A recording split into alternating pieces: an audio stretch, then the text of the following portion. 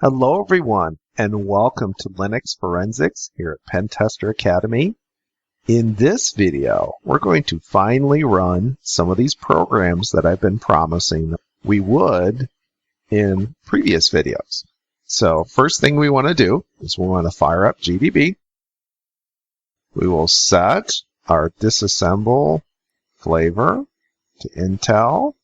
And now, in order to get some useful information out of our program as we run it, we're going to want to set some breakpoints. So that's the first thing we want to do. So if I disassemble main, I can see a couple of places I might want to set a breakpoint. Now, you can either set a breakpoint using an address or a function name. If you use a function name, it will set the breakpoint just inside the function.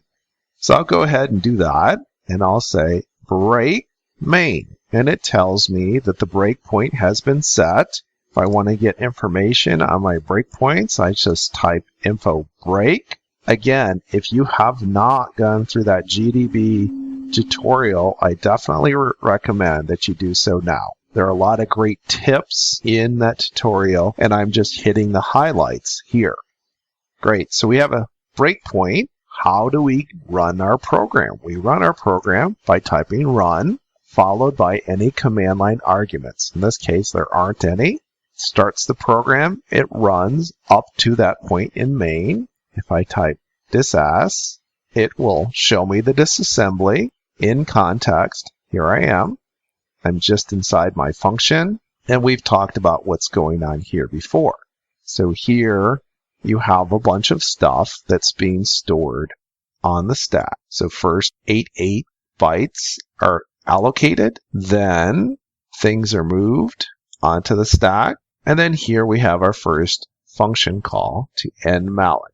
Now recall that for 64-bit Linux, a lot of these parameters are passed in registers, not on the stack, as you might be used to seeing. So here I'm moving the value hex 100 or 256 into EDI and then calling end malloc. Now, in order to run things, we saw how to start them. We can continue to run them with cont for continue, or you can also type out continue if you like, or we can step through our program. To step through a program, you can use step I to step through an assembly instruction, because that's all we have. We don't have the C code, or next I. The difference between step I and next I is that if there is a function call, next I will call the function and return, whereas step I will step into the function. So if I look at this guy, he's at 400F80. I'm just going to go ahead and run step I till I get there. Now, there's command history in GDB, and there is also this feature. If I just hit enter, it repeats the last command. And here I'm stepping right along, and I should be right where I want to be. So if I type disas, you will see, sure enough, this is where I've gotten to.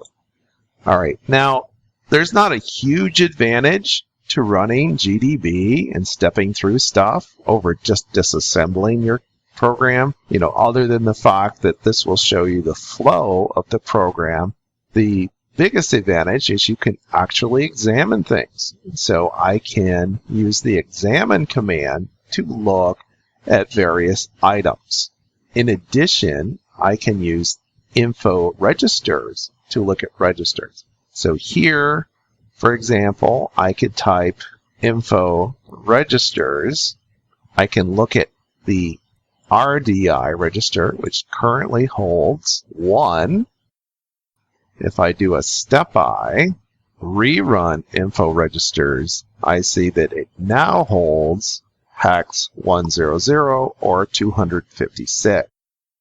So that's the registers. What about other things? If I want to look at other things, I use examine, which is simply X. It's not examine because you use it all the time, and it would be very annoying if you had to type out the word exam.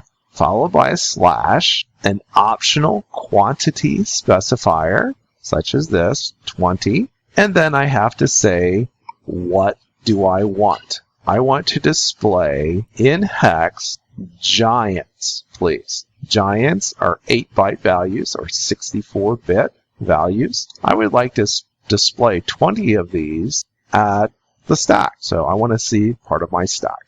And here it is. Here are some various values stored on my stack. Notice I used the $sign for my stack. And that's very convenient. There are some other popular format specifiers, such as S for string, and I could use that as well.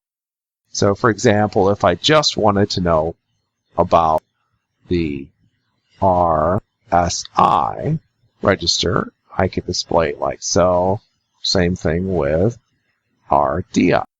It's telling me it cannot access the memory at address 100, but that was the address that was stored.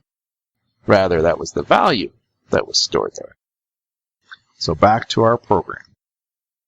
We're getting ready to call malloc. I'm going to go ahead and step over that with next I. I'm back in main. I can call step I, call that again, and because I don't have source code for put car, I'm just going to call next I, call it again, and I can see where I'm at. I'm ready to call p open, and first I'm going to move into EDI this value. So let me have a look at that. I'm going to do another step, and now I'm going to examine as a string RD, and that string was Python -- version. So this is being sent to popen. This is the command that's being sent. Let's go ahead and step over this until we get down here. Let's see what happens.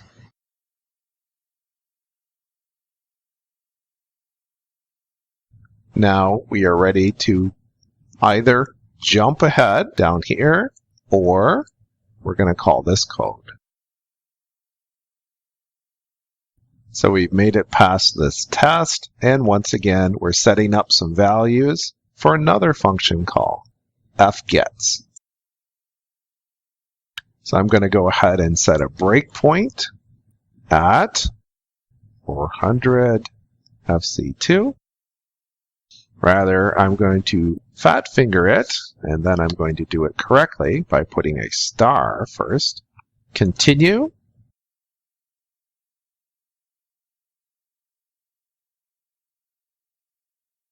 Next I, and here we'll see what our return value looked like. And go ahead and call next I a couple more times till we get down to D3. Here we are. We'll look at our registers. We see that RAX returned 0 from the stir. So things are going well with our little process here, because if you look, it's getting set up to call daemonize. So it's going to start the daemon in the background. And if we do a little bit more disassembly, we'll see that this function is almost over. It's going to call that. It's going to write the process ID to a file. And it's going to do some logging.